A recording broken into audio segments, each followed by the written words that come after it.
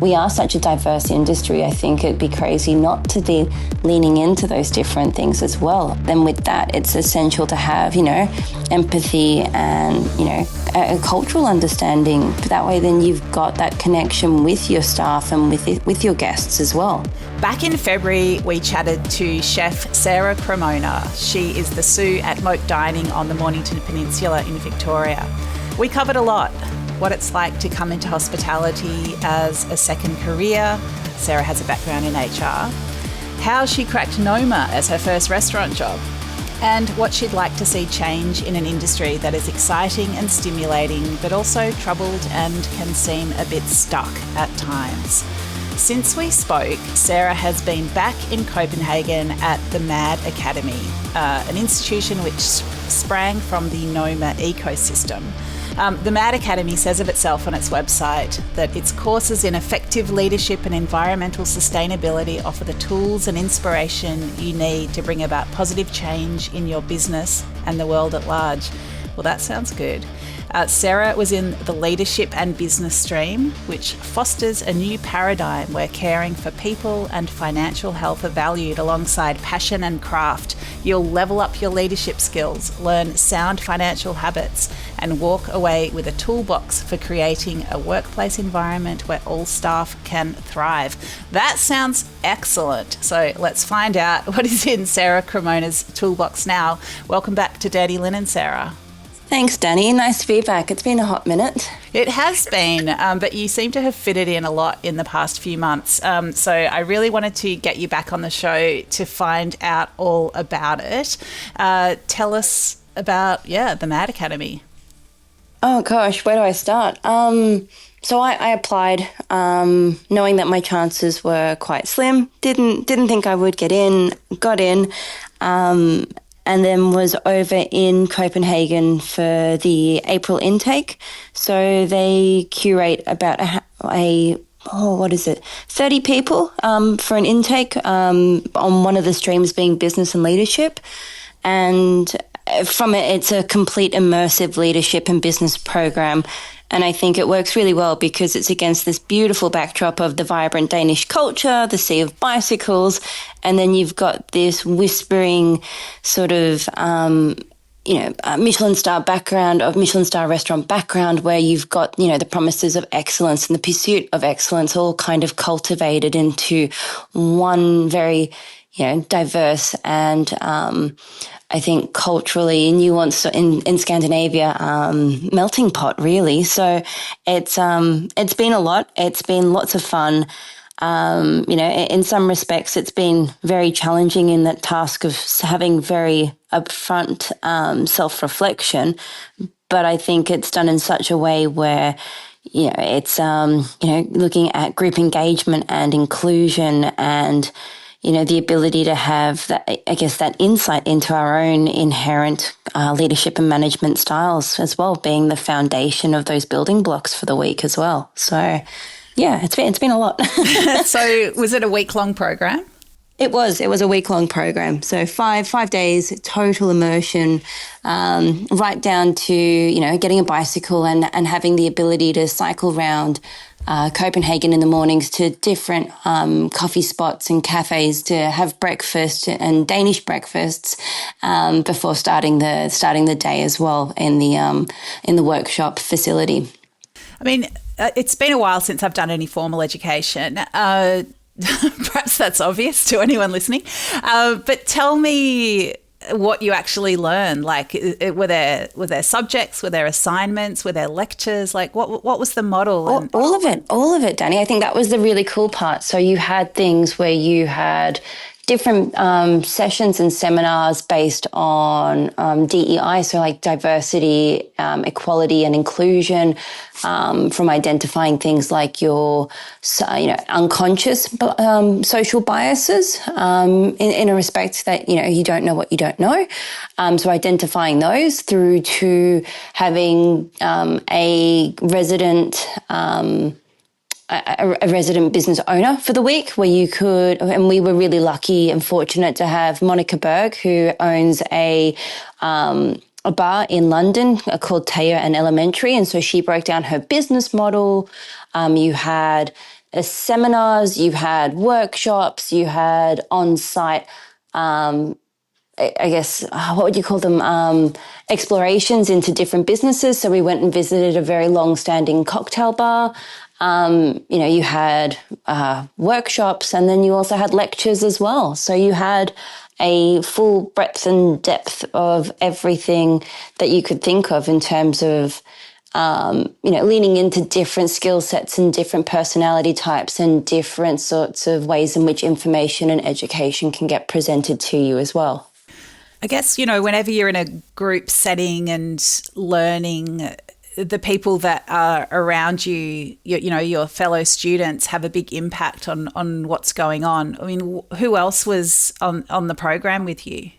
Yeah, so we had a number of different people from all sorts of backgrounds, from all four corners of the globe. So you had people from, front of house, be it from, general managers looking at, from hotel groups. You had operations managers. You had people that had started their own supper club in Dubai. You had people that had fallen into the industry that were looking for a where to from here. Who else was there? There was a young lady who had started up her own business and was looking to kind of establish it and franchise it out, looking at ways in which you could set up a sustainable business model from a staff retention perspective. You had bar staff. So I guess it was really quite, and then you had, chefs as well in the mix. So you had this really lovely cross-section of different layers of the industry, different roles within the industry and different aspects of the industry in a sample size of 30 people in the mix with all different personalities as well. So it was really interesting to be able to draw on their experiences, and I think some of their learnings and some of even their pain points as well. And we could kind of flesh them out during the different sessions or seminars, depending on, I guess, the topics that they were kind of struggling with, or knowing that it might be a point of contention in the role that they were in as well.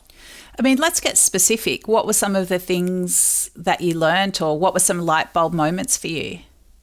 I think the biggest one was actually looking at yourself, and that's always a really hard thing to do in terms of looking at your own inherent management style. So, looking at, a Myers-Briggs personality management test, and then getting those results and deep diving those results within the first hour of actually attending the MAD Academy, and then using that as a tool to actively change the way that you process things or the way that you interact, because then we went straight into a workshop model for a group discussion on something. So for me, I realized I inherently ask 100 million questions, and I know that's a bugbear for my poor boss, and that's the way that I process information. And for me, it was maybe that's a learning for me to be able to take a step back and not pose so many questions, but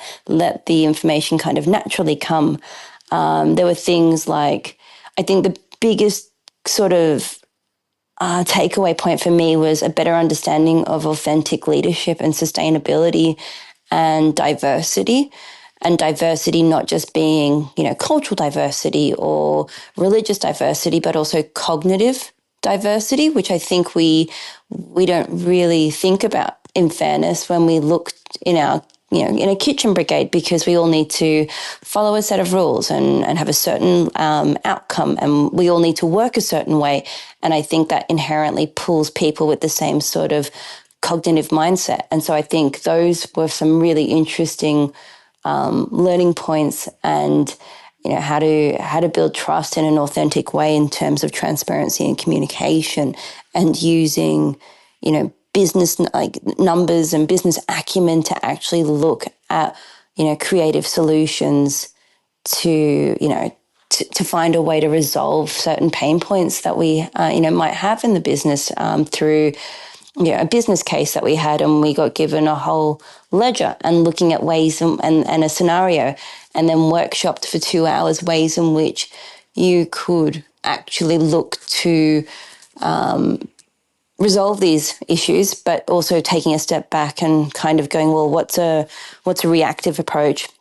What's a quick fix approach? And then looking at like the strategic long-term, I guess, focus from there on in as well. So where do you go from here? If you're going to go for a long-term sustainability lens, what sort of things would you consider? Do you take a hit on labour to retain the staff and invest into them by kind of, looking at hours of operation, or kind of standardising or streamlining your menu if that's the case? So there's, I think, lots of little things, and I think, like we were all saying in the course, it's one of those ones where I don't think you truly realize how much you take away from the experience, because you need to sit on it and digest the information. And I think it'll be one of those things where you ruminate over it, and it will, I think, gradually seep into what you do on a subconscious level as well. So there's quite a bit of learnings, I think, and it was a big week in terms of just the amount of information that you're having to digest and challenge, I think, past and present behaviours and ways of thinking as well. So it's quite demanding as well in the same sense. Well, yeah, I mean, it sounds very intense and potentially confronting for, especially for people who, I don't know, like there's an aspect of their personality that, you might realise really has shaped the way you've operated in different workplaces or in personal relationships as well. I mean, that could be quite a lot to take on at the beginning of an intense week of learning. Hugely so. Absolutely. And it was. And I think we all sat there within the first hour. I had done an icebreaker, and we got this cross-section, I feel like almost a bit of a post-mortem in our management styles, and we were sitting there processing it. And some things didn't surprise us, but at the same time, it was this, this wonderful space where we were all kind of going through it to different and varying degrees.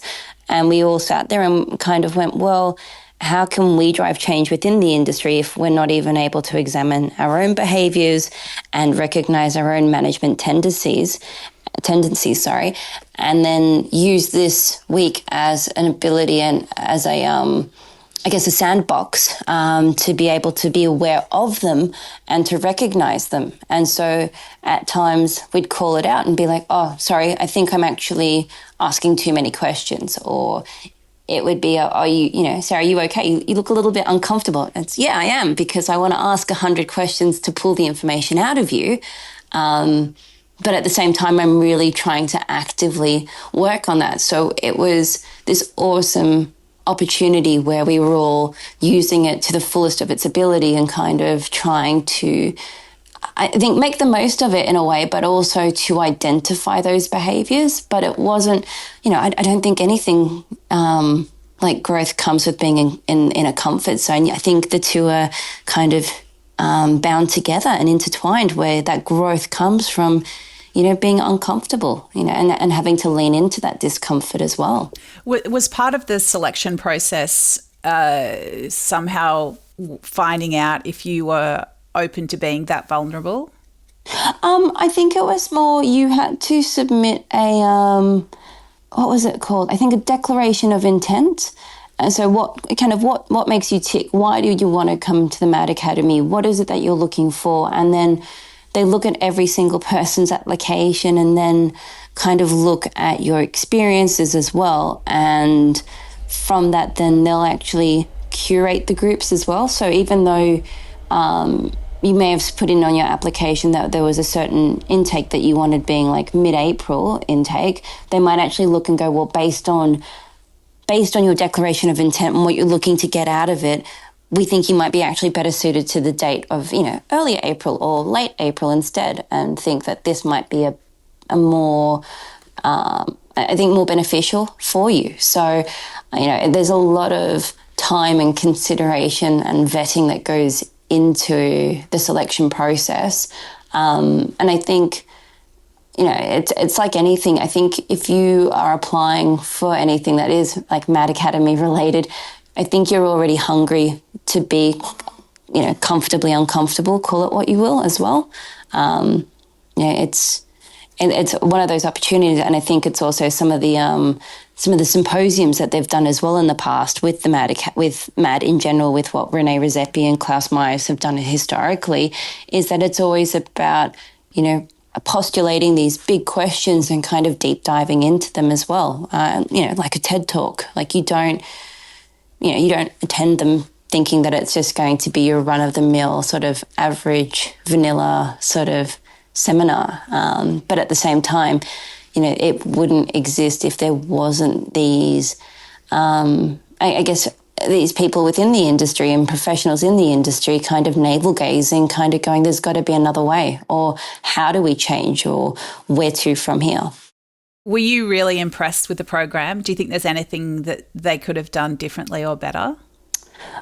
They do a post week feedback form in terms of looking at things that highlights, lowlights, frustrations, and even right down to things like you know, welcome packs, and they post us our welcome packs, and sadly I didn't get my welcome pack in time. So, you know, even right down to just the operations, and you know they had a laugh and they go, oh, you know, you're in Australia. I was like, yep, all the way in Australia, and I left and my welcome pack arrived the day that my, you know, course started. But you know, it's you kind of go, okay, so you kind of work through that, and I think that's also things like the industry in itself, where you have to pivot and you have to adapt as well. And you know, they do ask for a very comprehensive feedback form, and they open it up, and they, you know, right down to even that the meals that they cater for, and you know, what we thought of them, and were they sustainable enough, and did we get through the day with them? So, you know, I think it's reciprocated. They ask of us the same thing that then they ask of themselves as well. So, you know, I think my only thing is being all the other way on the other side of the globe. It's a very long trip for a week-long course, but at the same time, sometimes it's about going and immersing yourself somewhere completely new and foreign to get the most out of it as well, which is, you know, what happened for me. And I think then it was, you know, this beautiful kind of surreal moment of having started in Copenhagen and having this full circle moment where I'm back in Copenhagen and attending a MAD Academy or a MAD symposium from where I was when I first started in the back at Noma, back when I first cut my teeth in the industry. So it was very surreal. And in some ways, I think a little bit meta as well, like back to where it all started. And then being able to double down and use those learnings in a practical setting. You know, I was very, very lucky to spend some time with Chef Christian Puglisi after spending my time at the course.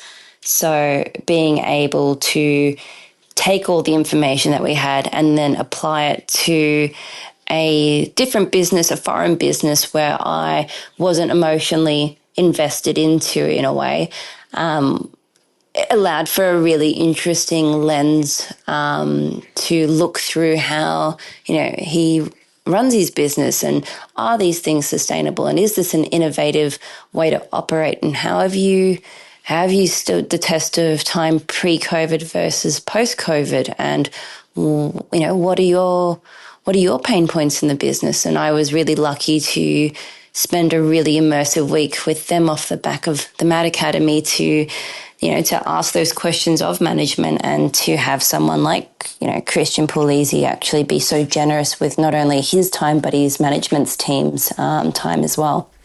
Oh, that's amazing. So for people who don't know Christian and what he's done, just give us a couple of sentences on him, and then talk about, just maybe a couple of specifics about what you observed and learnt. Yeah, for sure. So Chef Christian Puglisi, he's an internationally renowned Michelin star chef. He, I think, is very innovative in his cooking style and his dedication to organic.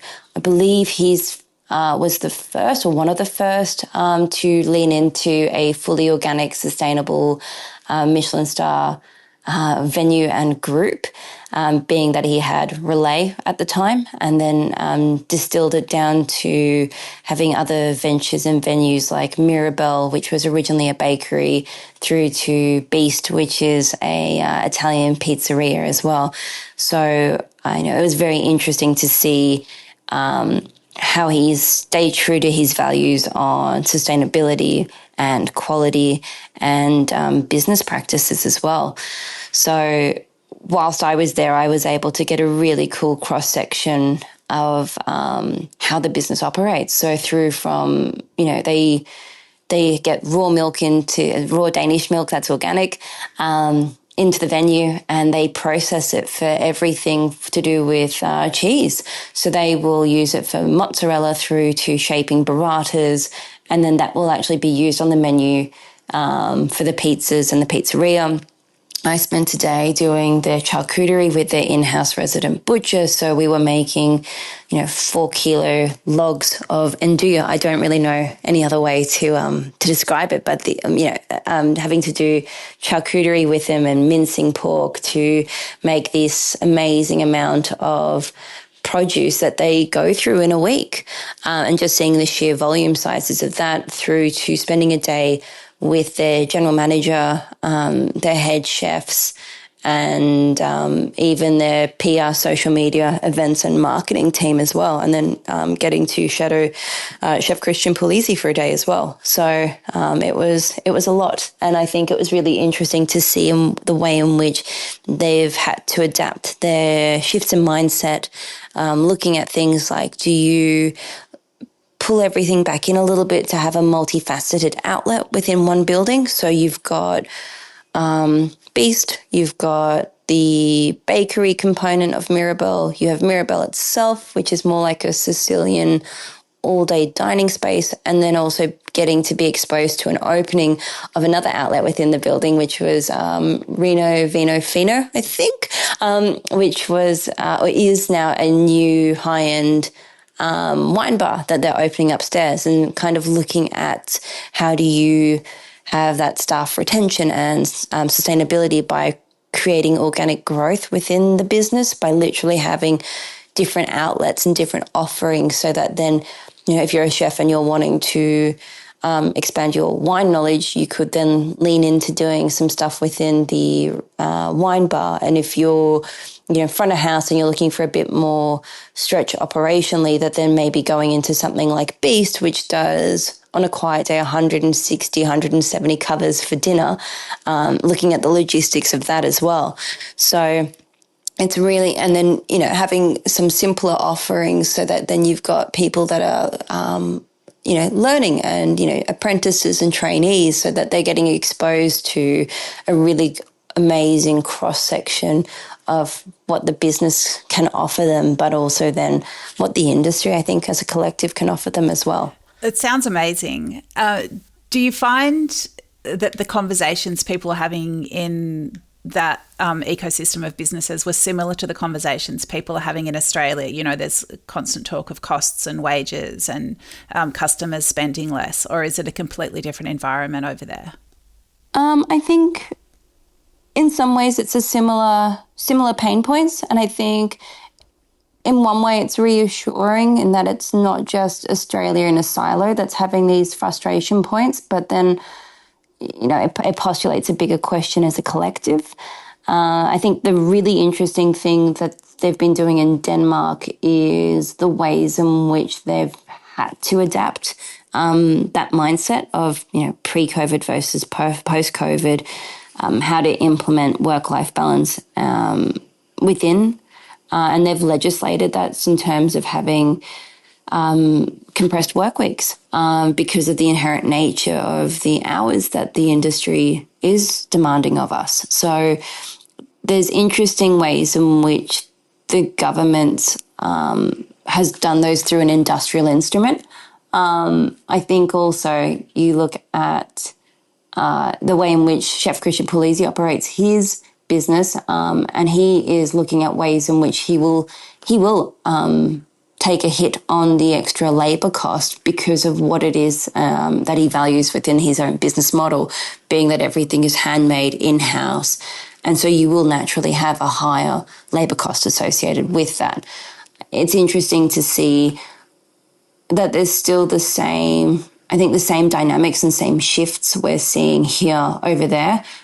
And a curiosity point for me is, are we kind of in Australia setting the precedence of what they might be going into, because we're coming into winter, whereas they're going into summer. So, people are out a bit more, spring has sprung, people are dining, there is a higher amount of tourism as well. So, there's part of me wondering, do we think that maybe we're kind of in Australia setting that sort of, we're going into uncharted territory where, for the first time, we're ahead of Europe in a way, but not for the right reasons. We're facing this really ethical and moral, and I think industrial or industry-based sort of dilemma. And I wonder if maybe Copenhagen or Denmark and Europe is 6 months behind just because of the seasonality, that they're going into a higher peak season as such, whereas we're going into an off season. So do you think is the biggest question, how do you maintain your values-based businesses when times get really tough? I think it's give and take. I don't think that there's any one solution. And I think that's kind of where the Mad Academy showed us that there's, different businesses and different business models, because I don't think that, and there is a single right way to do it. It's all well and good to hold firm on your values, and it's amazing if you can as well. And I think that's where you've got to have that transparency and that communication with your staff. If it is a case of, look, we're going into a quieter period, we're going to have a bit of give and take on this. Do we need to pivot what we do? Do we need to look at having another revenue stream as well? I think it's about looking at different lenses and I don't think different pain points, but maybe seeing them as potential opportunities as well. It's a weird spot to be in, because I don't think that there's any single solution. I think it's also having to look at your own demographic, and it's even like, regionality versus city-based. You're going to have a different sort of solution as well. At Moke, we work a compressed work week being 4 days, because that's just the inherent seasonality that we face on a weekly basis of clientele, versus if it were a city-based operation where, you look at maybe something like Cutler & Co. or the McConnell Group, and they've got 7-day operations like Cumulus. So, there's I think different ways in which you kind of have to approach it based on even locality, even within a state, let alone as an industry as a whole within a nation and geographically as big as Australia. Yeah, really interesting, Sarah. So not all of us can go to the Mad Academy. What advice can you give to people listening who want to have their own little private solo half-hour Mad Academy after they listen to this? Like, what sort of questions could they ask themselves, or what fresh eyes could they bring into their workplace? I think lean into other industries. Is there another industry that we can pull from, that we can learn from? And I think it's about, looking at things like, for example, like the building and construction industry. Like, I think it's about looking at things laterally rather than, so linear or binary in terms of just being black or white or yes or no. And I think it's about, there's never any single one solution. I think collectively we all need to bear responsibility for driving change in this sector. And I think, it starts with one small action. If you maybe feel that your communication isn't the best, maybe pick up a book like, the Super Communication, Super Communicators. And I think it's that self-growth that, having to be uncomfortable to look at some stuff to lean into, or getting exposure in different businesses and spending time with people from different aspects of the industry as well. I think we are such a diverse industry. I think it'd be crazy not to be leaning into those different things as well. Or, and I think that then with that, it's essential to have, empathy and, a cultural understanding. But that way, then you've got that connection with your staff and with your guests as well. So, yeah, I don't think there's any one finite resource. I think it's about, looking within a little bit and looking at, where to from here. What can I do? It's almost a bit like what Thomas Keller once said, where you pick one thing every day to work on, and you pick that one thing to improve on. And I think by doing that as an individual, that'll help collectively make a bigger impact as a whole. Yeah, very inspiring. I feel like there's nobody who would be unable to take something from what you've said. Sarah, really grateful to you for coming back to Australia with all your experience and new insight and the energy to create change. Please stay in touch. I cannot wait to hear what you make of everything as you absorb it and turn it into action. Thanks so much for sharing with us. Lovely. Thank you so much, Dani. It's been great fun. This is Dirty Linen, and I'm Dani Valent. We air the issues that the hospitality industry finds hard to talk about, hearing from different people with unique perspectives. We want to hear from you as well. If you have something that needs to be said about a topic, get in touch so we can include your perspective. Contact us at dirtylinen@deepintheweeds.com.au or hit us up on Insta at Dirty Linen Podcast. We can't wait to hear from you. This